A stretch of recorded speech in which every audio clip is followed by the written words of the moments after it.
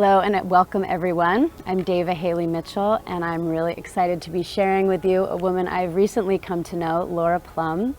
She is someone who is a Vedic astrologer, she's an Ayurvedic teacher and practitioner, and also a yoga teacher. So she has many talents and is well versed in the Vedic tradition.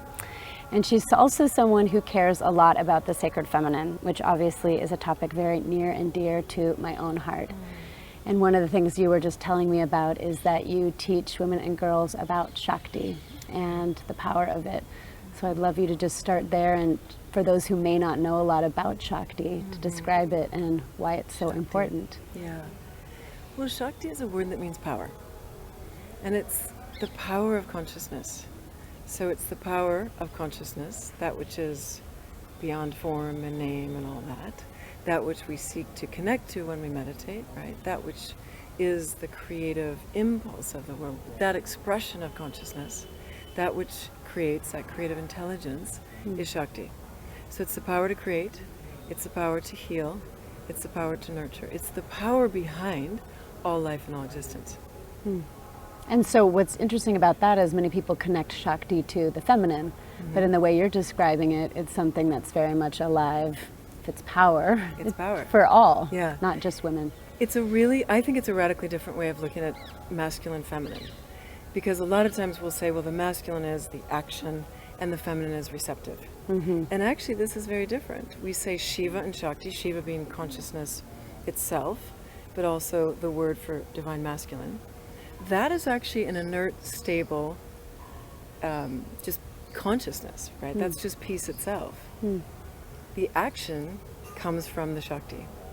Interesting. So it is very different, and it really says, it asserts that divine feminine is the power of life, power to create.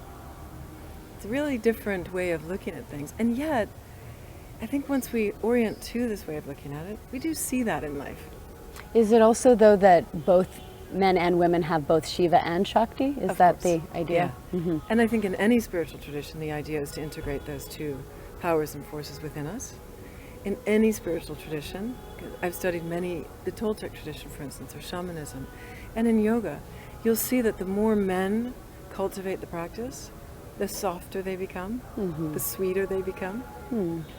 And the more the women cultivate the practice, in a way stronger they become, the clearer they become, maybe even the more assertive they become. So we do find a balance, right? But it's more than just finding a balance. It's Shiva Shakti. Yoga is really much more about really cultivating both the Shiva, both the Shakti within us, so that we're more than balanced. We are actually transcending. We are actually transforming, right? And we are actually coming to know our divine self, which is beyond feminine and masculine, right? It's of course non-dual. But the way back is to first merge the two. And to merge the two, we have to know the two. And more we are coming to know the divine feminine. More and more women are like you, seeking to know that, and more men too are open. I think our culture has actually been so balanced towards the masculine that the men too are hungry for integrating the feminine, and really for our whole culture to come into balance, we need both. We need the men, almost more even than the women, Right. coming into balance with that, and not having it be something that makes you less of a man, but something that makes you more of a full being. Absolutely. You know, I think of two things. Some of the greatest sages in India really claim as we call it Ishtadevata, but they're the aspect of the divine that they work or they use or they worship in order to come to the divine, in order to come to their own self-realization, has been the Divine Mother in her form as Kali or Durga. So some of the greatest sages actually worship the Divine Mother, fearlessly. I actually went to a Catholic church. There's a movement in Southern California to have women now as priests. Oh, beautiful. And I went to one of these masses. Finally. Yeah, it's amazing.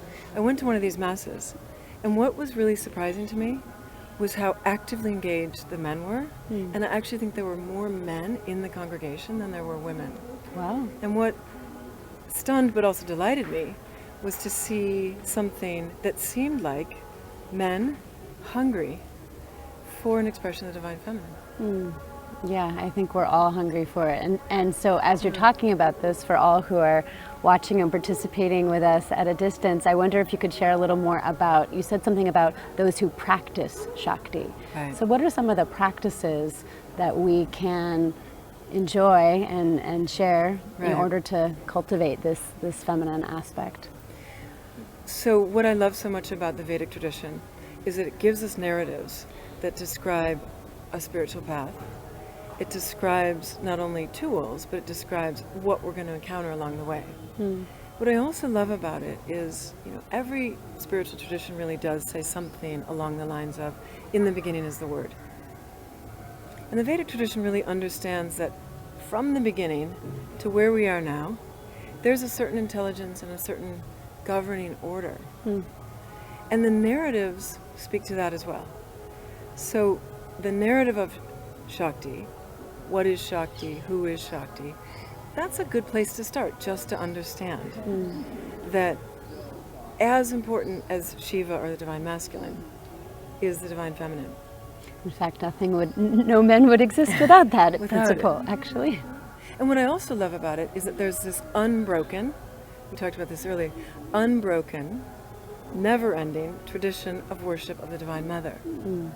And we know from looking at history that where cultures have worshipped the Divine Mother, people have lived egalitarian societies, right? Where, for the most part, people had beautiful, even here along these rivers, the Ganges, the Saraswati, people had indoor plumbing. People had beautiful cultures. People had beautiful homes. People had great education, great culture. And they were worshiping the Divine Mother. So it isn't about women or men being higher or better. It's really about how we're going to get along harmoniously. We know that these cultures, too, lived in peace for thousands and thousands of years. And we know that that's true from, as we talked about earlier, from India all the way to Ireland. That people lived peacefully when there was worship of the Divine Mother. So to understand Shakti is to first and foremost connect to an unbroken lineage of practice, which has its own potency. It's like a river. It's almost like jumping in that river, and that river is going to carry you along. So that's the first thing. It's just to understand what it is. The second thing I would say is to turn yourself towards it. And how do we do that is the question. Sometimes sometimes my students and I stand on the river and we kind of have a little bit of a joke, but we just stand there and open our arms and we say, Ma, Ma, Ma, Ma, I'm here, I'm here, I'm here, I'm here, I'm here, Ma, I'm here. Just because, tell her where you are and tell her that you're ready for her. Just like a child would say, Mom, I'm hungry, and she starts to cry, right? And then Mom comes and picks you up. So as soon as she knows that you're available to her, she comes to you. It's beautiful to see that, you doing that with water and the sacredness of water. In our tradition, we do it with the earth, and we just lay ourselves on the earth and just give ourselves to the earth and open. We say, I surrender, I receive. And the linking of those two, surrendering to the divine intelligence that is the mother, that is the father, that is all. And as we surrender, then we receive. And people often ask about just getting grounded and how, what is easier than literally laying on the ground to get grounded and connected to the earth mother, to Gaia. So I love how the different elements are kind of celebrated and worshipped in different practices connected to Ma and Shakti. Well, of course, nature we call mother.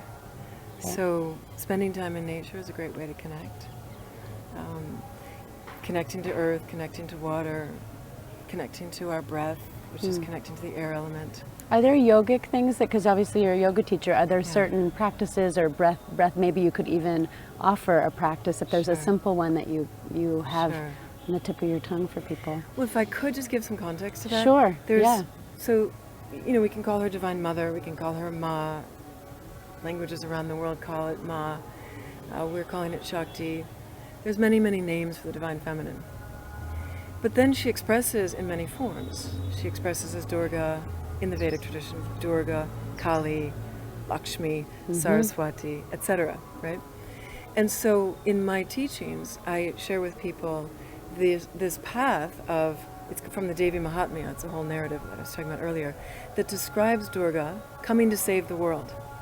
And as she comes onto the battlefield with her 8 arms and all of her weapons, she comes expressing the courage to face our own demons, to face our own challenges, right? To face our own illusions.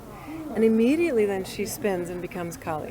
And Kali is a great warrior goddess. Yeah, we who work with her a slices lot. Off the She's heads. intense. But for those who don't know, yeah, she's a fierce, Right? the fierce aspect of the feminine. It's people sometimes think it's just the soft, gentle, nurturing feminine, but these other fierce aspects, Durga, Kali, also give us permission, I think, to be in that fierce love, which is love, but it's you know, saying the earth will not suffer. Like, I'm going to do something about it, or I'm going to use Kali on myself and liberate myself from the chains that bind my own soul. Yeah. And it is love, and I think it's always coming from the heart, but it can be a fierce righteousness too. And it can be a fierce destructive power. Also, yes. And I think all of us women at one point have had to face the fact that at certain points our emotions can be so strong that we almost feel we might destroy the whole world. Right. Well, there's the light and the shadow, I think, of any. Yeah. And Kali represents that on some level. But what Kali's doing is she's destroying all illusions. So she chops off the head, she's chopping off the ego. She chops off the arms, and she wears a skirt of arms. She's chopping off our attachment. And she's usually pictured on top of her victims as well. So it can be, people are afraid of Kali often in the beginning. Blood, and she's really ferocious. Right. And but what she's doing, of course, is she's actually purifying. And to me, Kali relates to breath, because breath is so purifying. So we'll have a breath practice. But then the next thing, that once she's destroyed all the armies, the source of the army is this one evil man who can't be killed by a man or a god. But the way they say it is, he can't be killed by human or god, but the word ends in the masculine form. So the men and the gods haven't been able to kill this man.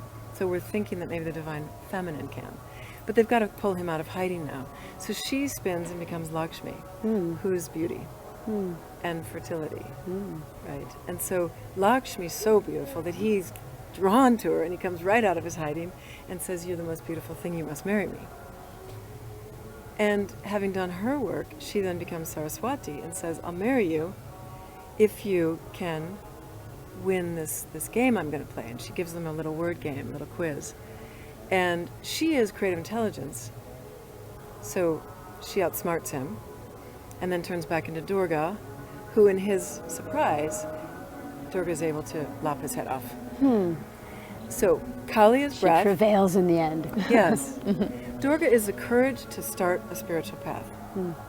The courage to face ourselves, even to get on, you know, we get on our knees, we say, "Ma, please help me," or "Somebody help me. I need to make a change." And then we have that courage to do it. Then we start the practice, and things seem crazy and wild, and that's Kali. You know, we're lopping off heads and we don't know where it's going to end. Yep. But at a certain point, along comes peace. Along comes some reward for our efforts. And that's liberation. Lakshmi. Yeah. Yeah. Then we say to ourselves, now is not the time to stop. Just because you got these rewards of peace and balance, you need to keep going. And that's Saraswati. So I say Kali is breath that purifies. Lakshmi is chanting or singing or a certain sweetness of practice. And the heart opens. And Saraswati is meditation, sitting in silence, observation, contemplation. But really Saraswati represents turning within and really listening to our own inner song, sound. And it represents intuition. Beautiful. Right? And then when you have that, right, then you've lopped off the head. Because if we don't lop off the source of our illusions and our ego, they just come back. Right? So they represent what we call the higher yogas, which is pranayama, or breath practices, dharana, or mantra practice, and then meditation, dhyana. Beautiful. It's interesting. It's a triad, a threefold path, which is so common in things connected to the feminine. In our lineage, the number 3 is something that we focus on a lot. So 33 is a very sacred number, and it seems there's a lot of trinities that show up. So, well, and I would love you to actually lead. Maybe you can instruct me, and as you're instructing me, those of you who are participating at a distance can do this practice with us, so that you can take some of this into your heart and hopefully into your life beyond today as well. Yeah. You know, a very, very simple practice, and I just love the breath, right? because it gives us so much. Because the breath connects us, right? Where does it come from? And where is it going? And there's this idea that truly, the breath that we breathe today could have been breathed by a giraffe in Africa last week, right? By somebody in Tokyo next week. It's traveling around the world, and it is linking us, right, into the sacred weave. The we are one idea is really true, Yeah. comes true through the breath. It does. And it's also such a teaching. We can't own it, we can't hold it, we can't keep it. We just have to let it go. We take it in, we give it back. And it's Take such a it in, fundamental give part it of back. yoga too, but most people I think aren't as aware of the pranayama practices.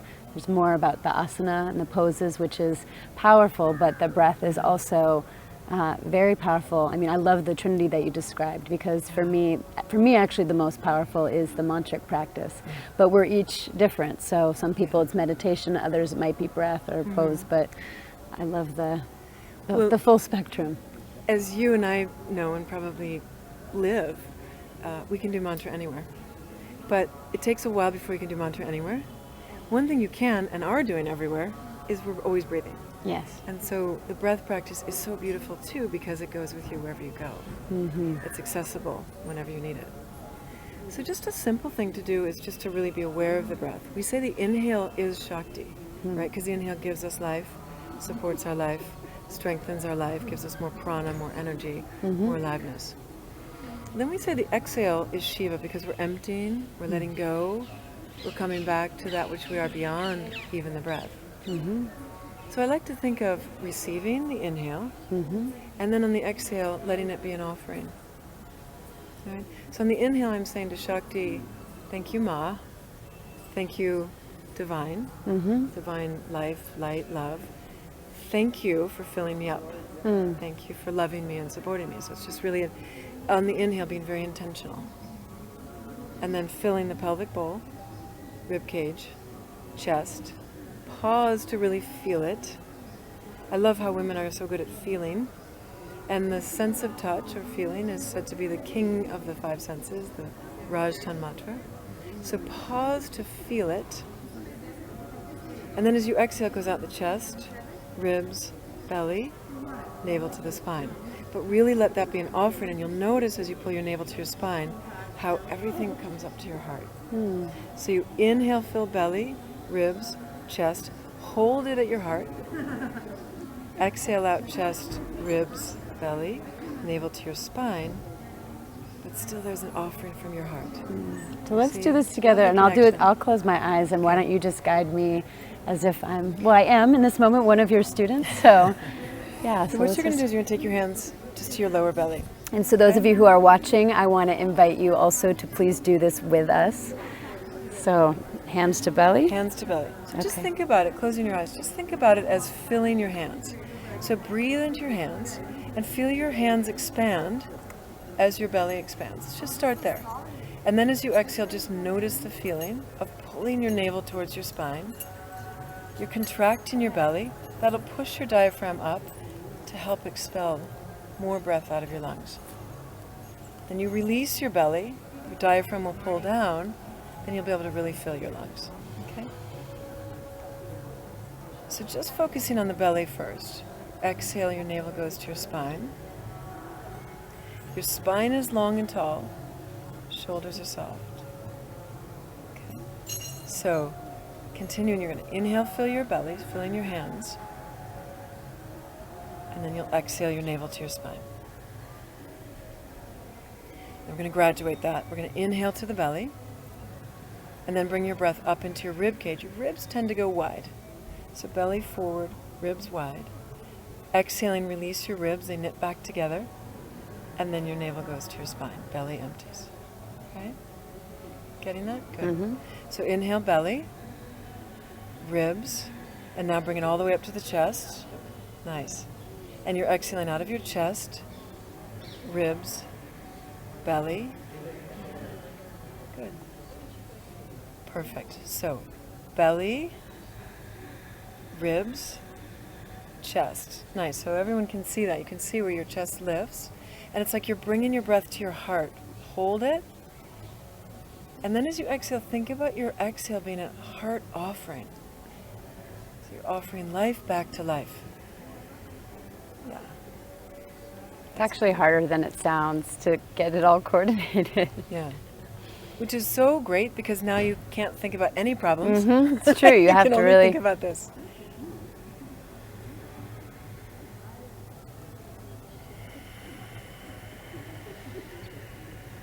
So we call it a 3-part yogic breath. You're breathing in Shakti with intention. Nice. And then exhaling and offering Shakti back. There's also just a kind of a quieting of the mind that happens, as we just said, of Right. just presence. And you know what I love about this? I bet a lot of women say to you, how many women say to you, I have a hard time receiving? A lot. I'm just going to pause for a moment because I also notice as I open my eyes, even and I perceive you, my perception is a bit shifted and I feel a little expanded and I feel like I'm seeing more light actually Beautiful. around you. And so Right. it's Great. amazing how simple that actually is and Yeah. yet how powerful at the same time. And I love what you just said because I always say to people, since I write about food, you are what you eat. We all know that. We all know that you also are what you think. But you are what you see. And you are what you see both in that sense that, yeah. So I love what you just said because we all know that we are what we eat. We are what we think. But you also are what you see. And by that, you know, if you see a woman or a person of color as the President of the United States, then you know you could be a president or anything. So what we see tells us a lot about who we are and who we can be. But also, what's in our heart helps direct what we see. So when I first came to India and I was sitting with a group of people, after the head of the ashram came to sit with us, one person said, he seems like a nice man. And the other woman said, I just was in the presence of a saint. Right. And on some level, I think that spoke to what's in their heart. Well, it's also in the what they eyes of the saw. beholder. It's in the eyes of the beholder. And these practices actually shift who you are as the You know, beholder. Well, as you just said, it shifts your perception. Yeah. I don't have more light now. I'm the same person, but you're seeing more light. In a way, you're now seeing more beauty, more radiance, and of course that's going to give you even more joy. Yeah. So, and just back to that idea that women say to me at least a lot, I don't really feel I know how to receive. This is a great practice because it helps us practice receiving. And it's a receiving of a universal nourishment that is available to all. So we don't feel greedy, we don't feel selfish as we receive, but it does help us become stronger to then give. And you said we could also receive through, or for me, the receiving also happens through mantra. And you said there was a mantra we could add to that practice for those who want to take it one step deeper. So breath is very purifying. And it's also very calming, as you could tell, and other things that you mentioned, perception, expands, etc. But to go along in our spiritual practice, right, then we go to Lakshmi, and she's the mantra. And that is really excellent for the mind. And that's going to completely change the neural network. Yes.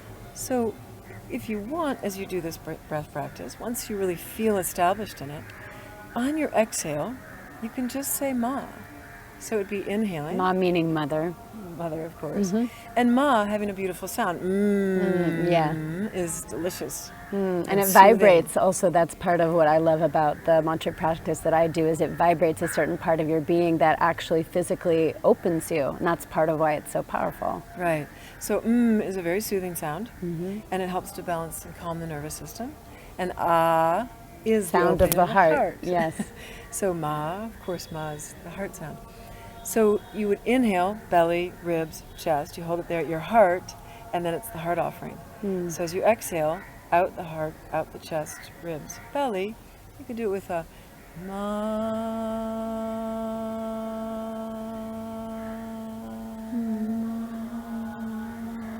While you're doing the breath. And on the exhale. on the exhale, navel to your spine. Because we speak on the exhale. So singing, chanting, is a kind of pranayama or breathing practice. Because you have a long, if you hold the ah, you go to the end of your breath. Well, then you're going to need another big inhale. Right? And then it works, you've got body, breath, mind coming into a union, which is the definition of yoga. Yeah. Wow, thank you. Yeah. Very beautiful. And I know for all of you, I love having the opportunity to share practice with all of you as we're diving in through this whole sacred feminine exploration. Yeah. So I want to thank you for your wisdom and for your grace and for teaching me a new practice. I have so many practices, but I don't know that specific one, so I really appreciate learning something new. It's a great, great pleasure, and thank you for the beautiful work you're doing. And thank you all for tuning in with us, and we will be back soon with more great offerings for you. Yeah. Namaste.